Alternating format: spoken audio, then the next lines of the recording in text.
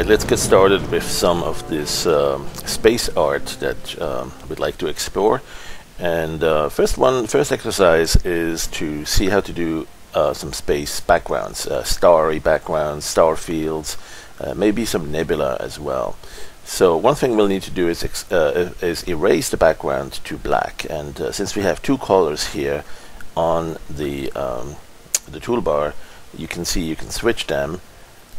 Or you can click the color and set a particular color, such as maybe some light yellow, this one black, maybe we'll make it dark blue, something like that. And whatever color you use here as a secondary color, that's the one we erase to when you use this tool right above it. Alright, so if you want to erase to dark, you switch to 2 and you erase to that. Or if you don't want to switch and you erase to that and you see this primary color, what you can do is right click and you'll see some other options to erase to the secondary color or erase to the primary color. Or in fact, if those are not the black and white, you can erase specifically to black right here as well. So having erased to this color, one way to create stars is to paint them. Right, and I don't mean one by one. What you do is you select the brush tool and you go to the settings. And there are some settings for different types of brushes.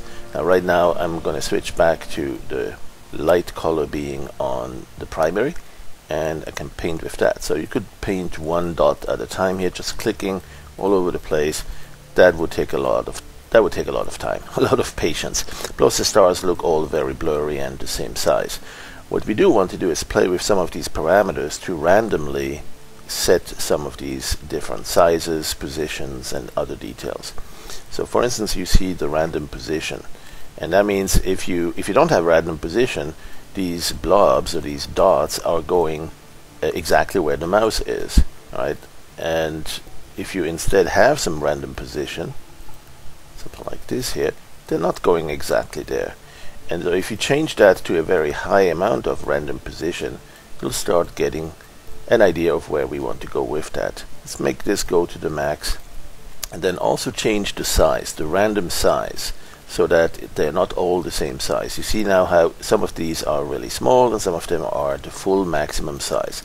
Now you can set the maximum size up here. There is a size control, and you could say what's the maximum size. So some of them are still bigger and some of them are still smaller because of the random size as well here. And so now you have a very quick way to create sort of a mix of different sized stars.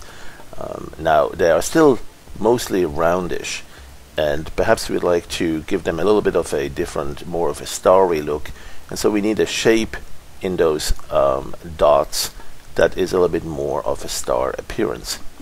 And one thing we can do is switch to collections of brush styles.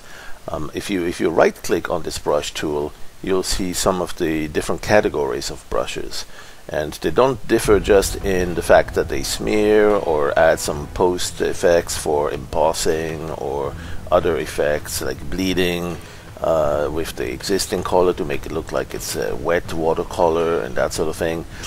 Instead, one thing they also do is give you access to all sorts of effects.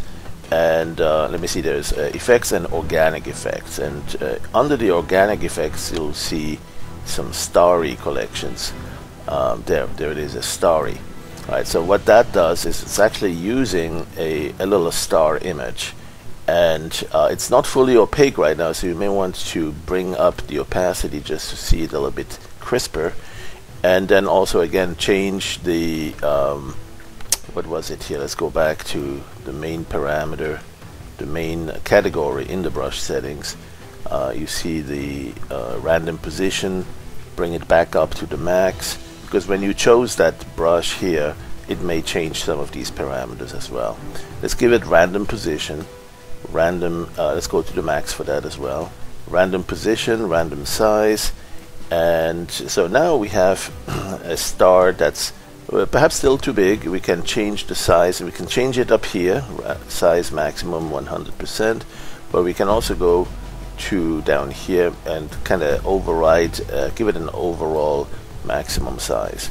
Alright, so now you have something that's a little bit more in the area of what we want for some star fields, star backgrounds. Alright, and so these we can make star clusters. We can just paint around here a little bit, maybe a galaxy or a globular cluster, something like that.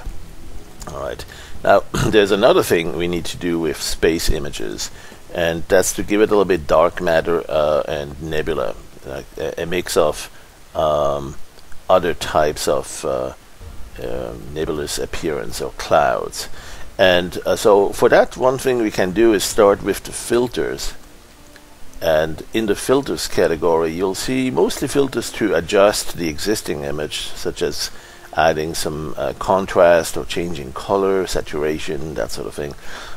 Focus also, convolutions, artistic, but there's a couple of rendering filters. And the top one here, plasma noise, is particularly useful if you want to start with some sort of a background that could be used for starry fields on top of it. Right? So this one right here, you can change the size and just click it a few times until you have a nice layout that you like. Another one that I like a lot is this one here under the color model. If you go to HSV, now don't mind the colors, we can turn them off, or we can turn it a little bit less saturated later on. But notice how there are some very distinct shapes around some of these color and hue variations, like in this dark blue suddenly go into a light cyan, and that's going to make it look a lot like a collision of dark matter, like this here, against bright lit material, where all you need to do is add perhaps a star in the middle, like right here, or a star right here, and the whole thing will look like it's basically being illuminated by a young star in the center, and this cloud is being pushed away by the solar wind, by the photonic blast.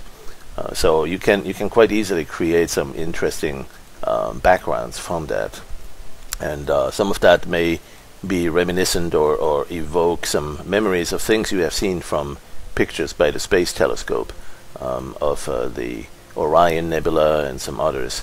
So it's just a matter of going around, clicking a few times here and imagining what it will look like when you turn the color off a little bit, make it less saturated, or in fact remap it to a different gradient. So let's see if we can get a good starting point for one of those, one that I particularly like, and then we can experiment with that some more. And they're all great. They're not all perfect. Sometimes you'll want to do a little bit more of exploring, or in fact change the size or combine 2 or 3 together.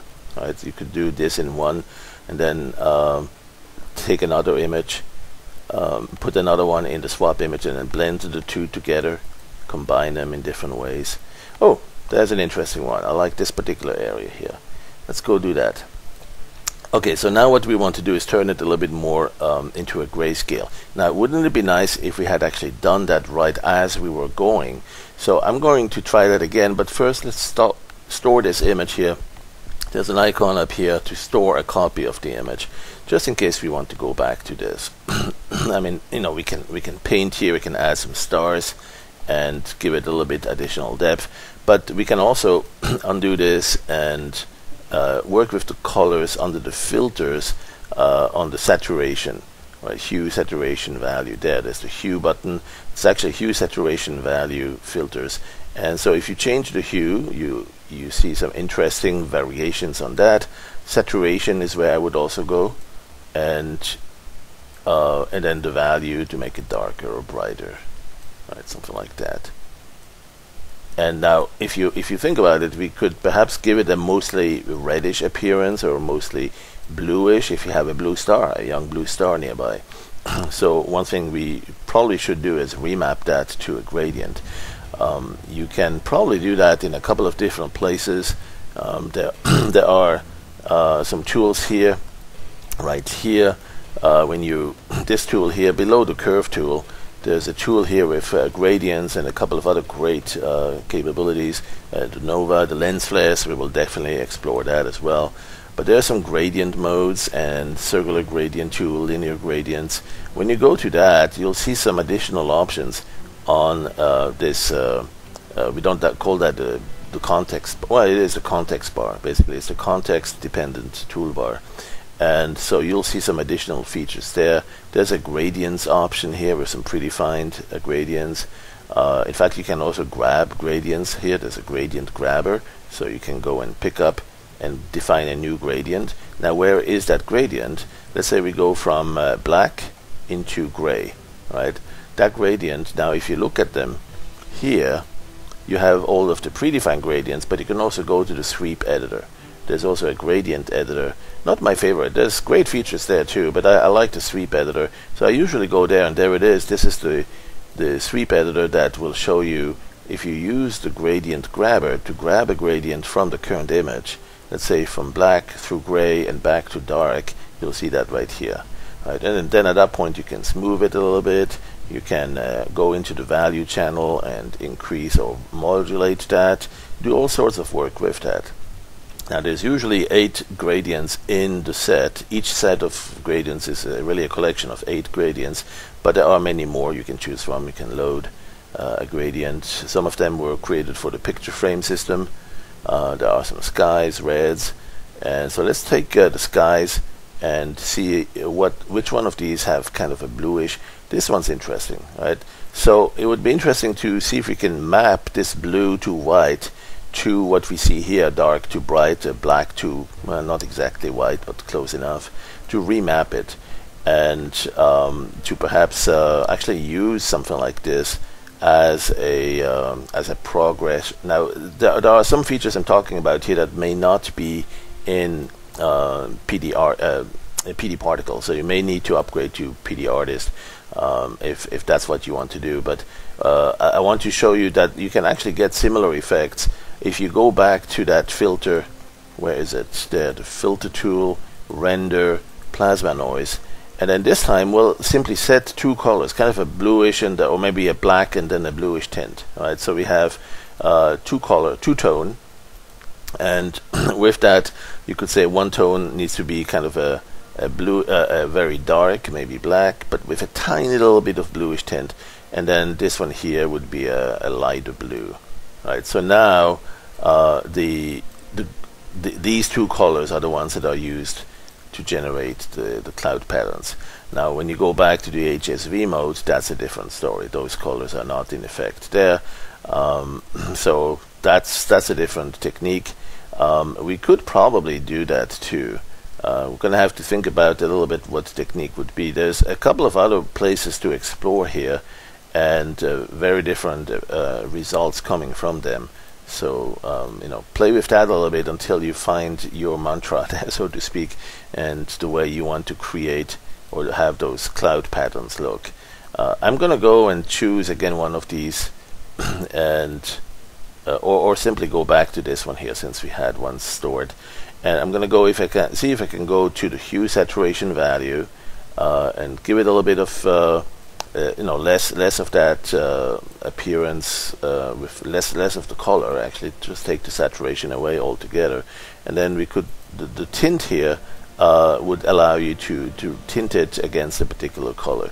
So if you like to give it a bit of a bluish tint, that's an easy way to do it. And then of course that will call for a star somewhere in the middle, that or nearby here, that will also be bluish. So let's go to the system right here, which is the Nova, or rather the lens flares. And in the lens flare system we have a couple of great stars like this one, right? And then just drag that thing right here, or let's see, let's put this over here. This one we don't need anymore. Let's go undo that and place it right over here, right? And then perhaps have another star, another one right here, right? Maybe one with big, that one I don't like too much. Let's go here. So careful, some of these have a lot of reflections on the lenses. That's why we call them lens flares. If you don't want that, try some of the others here. And so Here you can recreate the Pleiades or the 7 stars and add a few and create quite easily some star fields. Now we still need also quite a number of regular stars, so don't forget those stars that we had created. Let's go back to that actually just to finish. Let's go undo this a little bit. I don't like this particular area here. Let's go undo this to some extent, just until we have maybe right click there. You go ahead, one bright star, and then have a couple of bands of clusters here or there. One thing we could do also is explore another type of star. There are effects stars, or brushes rather, another type of brushes. There are custom brushes, and then there are effects brushes. So if you look under custom brushes, down there's a couple of other, there's brush effects, right? So what you see with that is that you can create certain types of brushes. Here you can create them right here directly, right? So here you can create sort of a central blob, and that's what that looks like. Well, not exactly inspiring, not quite usable yet. You would want to create perhaps with a higher bias, very low bias, so you have only a tiny little center right there. So that's an interesting one for star clusters as well. You could use that with perhaps a little bit even more, let's see, smaller size, and really bring the bias down to the very minimum. So now you have fairly decent stars that, as you paint them, they also keep combining in the neighborhood of the stars, and soon enough you have a very glowing star cluster. So that's an interesting one to play with. Even better, I would say, there are those brush effects, and the brush effects give you all sorts of different predefined settings. There it is. There's a blue-green, and so there's some other Doctor Who, Explode, and so if you want a few of these, that's a really nice way to create some extra. Look at that. Let's go undo this. Okay, this one here. Now I still have the random positioning, so it's not going exactly where my cursor is. And if I go back here, I'm sure if I undo this, it's going to stay on track exactly where I want it. Still have the random size as well. Random size. If I didn't want that, I could reduce that. But here it is. I mean, you have some very interesting ways to create very different types of star fields and nebula and backgrounds. Let's see some explosions. There's all sorts of different predefined brushes that are generated, and then you can also change the size here, right? So you can go a tiny little one, right? Or you can drag it a little bit and make it bigger, and drag it a lot and make it very big. And as you go, so we have email coming in, and that probably tells me it's the end of the time allowed. Anyway, so there is a lot of ways to create star fields and backgrounds, and once we've done this, we'll probably want to put some planets in front and some other things. Maybe you have a picture of a spaceship that you loaded from a PNG with transparent background. You'd like to load that into the brush. Very easy. You know what you do is you simply go here to the brush system and open a brush that will allow you to open the PNG file directly. Alright, so here at this time you'll see some examples of artwork that was done in Particle 9. In fact, I'll just open this one here as an, oh, that's a small one. Let's take the original, big enough. So this one has some star clusters, has a big bright blobby star in the front. Actually, no star clusters here. I didn't do that yet on this one. But you see one planet. That planet was actually, so that was created with the Spherize tool, with the help of the Spherize tool. That in the newsletter we showed how to add it, because it wasn't included in the Particle 9 build. But one thing that's really cool is that you can build this planet once and then use it in different sizes and orientations. You can see this one here was the first one actually I painted. This one here is the exact same image, same brush, but different settings for the size and also for the rotation. So the part that appears to be lit by the star is now in the lower right, where here is on the left side. Same thing here. This is the exact same brush. This one too, exactly the same brush, with a slightly different tint or less maybe less brightness or less saturation on the colors, and again the rotation making the part that's lit on the edge here face the star nearby. And so that's a thing to keep in mind, is you don't need different images. Many times you can do with just one and then just give it a slightly different appearance, and that will be good enough. Alright, so thanks for watching. Hope you can create your fantasy worlds and backgrounds for the upcoming Pluto encounter. There is a flyby of a planet, or by a former planet, that's going to be coming, I think, in July, and we wanted to be ready to kind of commemorate it by drawing some space art with this very dog-themed paint program as well. Alright, thanks for watching, and we'll talk to you soon.